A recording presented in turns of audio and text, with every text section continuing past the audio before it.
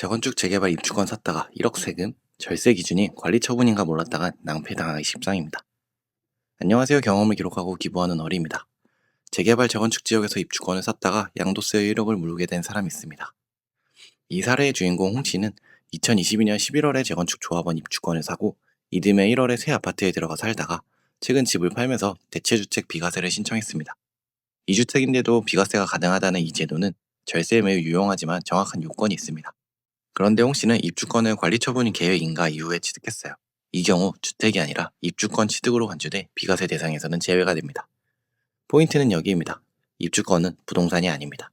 주택으로 인정받으려면 관리처분 계획인가 전에 취득을 해야 합니다. 결국 관리처분 계획인가에서 준공일까지가 입주권으로 인정받는 시기인데 주택에 관련한 절세 혜택을 받으려면 이 기간 전에 취득을 했어야 했습니다.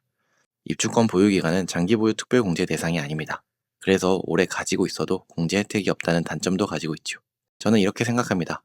절세할 수 있다 라는 말은 굉장히 혹할 수 있는 말입니다. 다른 사람들보다 내가 혜택을 본다고 생각할 수 있는데 잘못 해석하게 될 경우 혜택이 아니라 불이익으로 돌아올 수도 있습니다. 세금은 매우 복잡합니다. 대체주택 비과세 특례나 장기보유 특별공제 같은 제도는 분명 납세자에게 큰 도움이 될 수는 있지만 그만큼 조건이 아주 까다롭기 때문에 사전에 꼼꼼한 체크가 필요합니다. 특히 처음 시도할 때는 여러 부동산 사장님들의 조언과 이야기를 확인해보고 최종적으로는 꼭 세무사의 도움을 받아서 3번, 4번 체크하는 것도 필요합니다. 처음에 들어가는 돈이 아깝다고 생각한다면 더 큰 스노우볼이 되어서 돌아올 수 있습니다. 꼭 전문가에게 한 번은 상담을 받아보고서 진행하는 것을 권장드립니다. 저도 세금에 대해서 잘 모르겠지만 만약에 이런 식으로 진행을 하게 된다면 꼭 상담을 받아볼 예정입니다. 입주권과 주택의 세금 차이, 여러분은 알고 계셨나요? 댓글로 의견을 부탁드리겠습니다. 고가 아파트 세금 폭탄 예고, 공시지가 80% 상향으로 종부세, 보유세 늘어날까요? 안녕하세요. 경험을 기록하고 기부하는 어리입니다. 1년 만에 보유세가 1,300만 원이나 늘어난다고요? 정부가 공정시장 가액 비율을 60%에서 80%로 올리는 방안을 검토 중입니다. 이 변화 하나로 1주택자도 수백에서 수천만 원 세금이 더 나올 수 있다는 분석이 나왔습니다. 예를 들어 서울 반포자이 84제곱미터 기준으로는 올해 보유세는 약 1,274만 원 수준이었습니다. 내년 공시가격이 동일하고 공정시장 가액 비율이 그대로라고 한다면 세금은 1,572만 원, 약 23% 상승하게 됩니다. 하지만 비율이 80%로 오르게 된다면 보유세는 1,842만 원, 무려 568만 원, 약 44.6% 수준이나 증가하게 됩니다. 레미안 대치팰리스, 아크로 리버파크 같은 강남 대표 단지들도 800만 원에서 1,300만 원까지 늘어날 전망입니다. 특히 올해 집값이 많이 급등한 지역일수록 내년 공시가격도 함께 오를 가능성이 커지기 때문에 세금 부담은 훨씬 가중될 수밖에 없겠습니다. 정부는 이 조치를 부자 감세 정상화라고 설명은 하고 있습니다. 하지만 시장에서는 사실상 세금 증세를 위한 예고로 받아들이는 것 같기도 합니다. 보유세는 매년 지출되는 부동산에 관련된 세금입니다. 꼭 고가의 아파트가 아니라고 하더라도 주택이 있는 사람이라면 무조건 내야 하는 세금이죠. 이런 정책 변화는 미리 대비해야 할 문제이기도 합니다. 이번 이슈는 제목에서 고가 아파트 단지가 타겟이라고 자극적인 제목을 뽑아내었지만 사실상 보유세는 전체 유주택자 대상으로 진행이 되는 내용이기 때문에 상대적으로 적을 뿐 모두 세금이 상승할 가능성이 높습니다.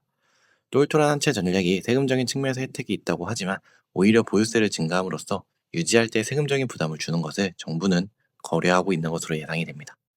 공정시장 가액 비율 80% 상향 조정, 그리고 그에 따른 보유세 증가. 여러분은 어떻게 생각하시나요? 댓글로 의견을 부탁드리겠습니다. 3호선 하남까지 이어진다고? 하남 교산, 송파 부동산을 뒤흔들 소식입니다. 하남에서 강남까지 70분인데 이제 40분이면 충분하다고요? 서울 지하철 3호선 송파 하남선 연장 확정 소식입니다. 11.7km 연장되고 6개역이 신설이 됩니다. 무려 1조 8천억 원 규모의 광역철도 사업이 2032년 개통을 목표로 본격화됐습니다. 이번 노선 연장으로 송파 방이동에서 하남시청역까지 지하철이 이어지게 됩니다. 기존의 하남, 교산, 가밀 신도시 주민들은 도심으로 나오는 데만 1시간 이상 걸렸지만 앞으로는 해당 노선으로 인하여 강남 고속터미널까지 약 30분 정도로 단축이 된다고 합니다.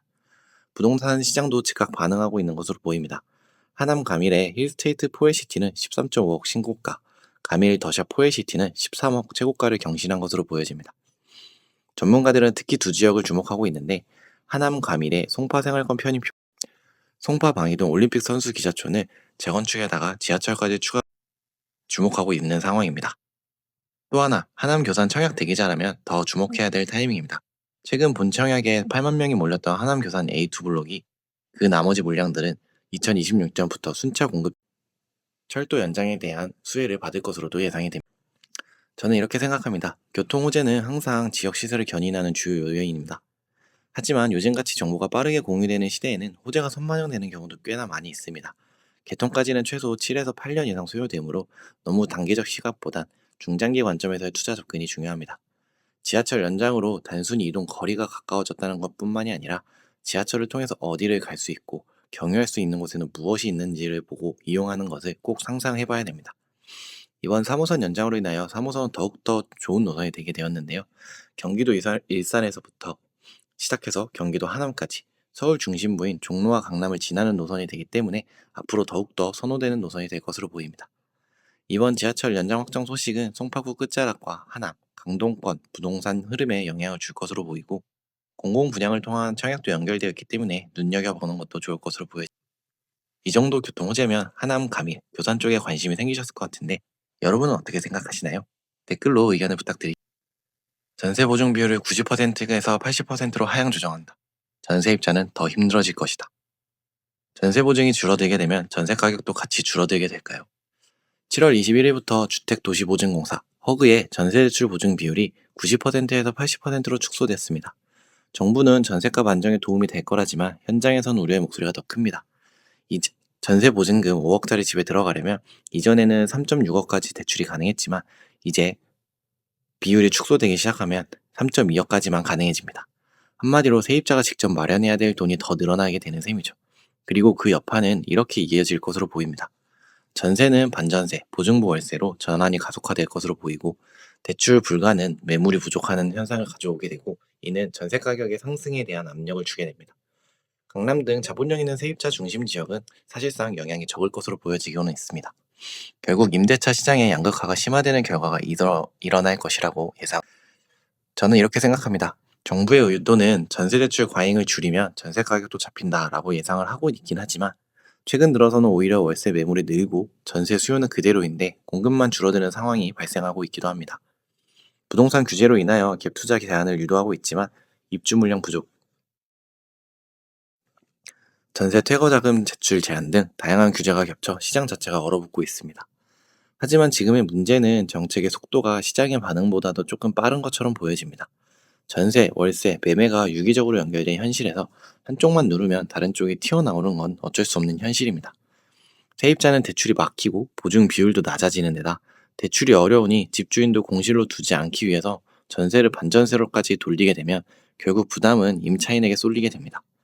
레버리지 기반의 투기를 막고 시장 안정을 꾀하려는 정책이 과연 미래에 어떤 모습으로 어떻게 될지에 대해서는 정말 궁금해지는 현재의 상황입니다. 전세대출 보증 축소가 시장에 어떤 도움이 될까요? 전세 가격이 오히려 불을 붙이게 될까요?